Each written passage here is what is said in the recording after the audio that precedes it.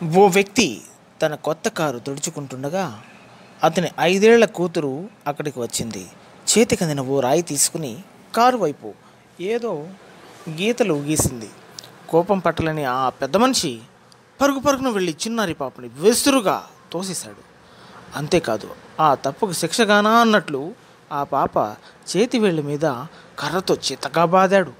కాసేపటికి కోపం తగ్గాక ఆ తండ్రి రక్తం ముడుచుతున్న ఆ కూతురి చేతులు చూసి ఆమెను తీసుకుని అమాంతం ఆసుపత్రికి పరుగెత్తాడు. అక్కడి వైద్యులు పాప వేళ్లను సరిచేయడానికి చాలా కృషి చేశారు.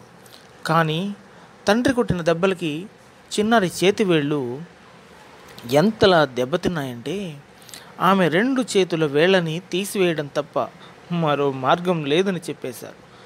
శస్త్రచికిత్స పూర్తయింది. ఆ పాపాయి 2 చేతులకి కట్లు కట్టేశారు. మెలకువ వచ్చాక పాపాయి, నాన్న, నీ కారు పాడు చేశాను, సారీ నాన్న అని చెప్పింది తండ్రితో. మళ్ళీ కాసేపటికి తండ్రి వైపు తిరిగి, నా వేళ్ళు మళ్ళీ ఎప్పటికి పెరుగుతాయి నాన్న అని అడిగింది. ఆ ప్రశ్నకు జవాబు లేదా తండ్రి దగ్గర. నోట మాట లేని స్థితిలో తన మీద తనకే అసహ్యం పుడుతుంటే కారు దగ్గరికి వెళ్ళి ఏడా పేడా తన్నడం మొదలుపెట్టాడు. కాసేపటికి నిస్పృహతో కారు ముందు కూలబడిపోయాడు. అప్పుడు కన్నీళ్లతో నిండిన కళ్ళలోంచి చూస్తూ ఉంటే మసకగా అక్షరాలు కనిపించాయి. కారు మీద కూతురు గీసిన గీతలు అవేనని అర్థమయ్యేసరికి అవి రాసినందుకే హింసించానన్న విషయం అర్థమైంది.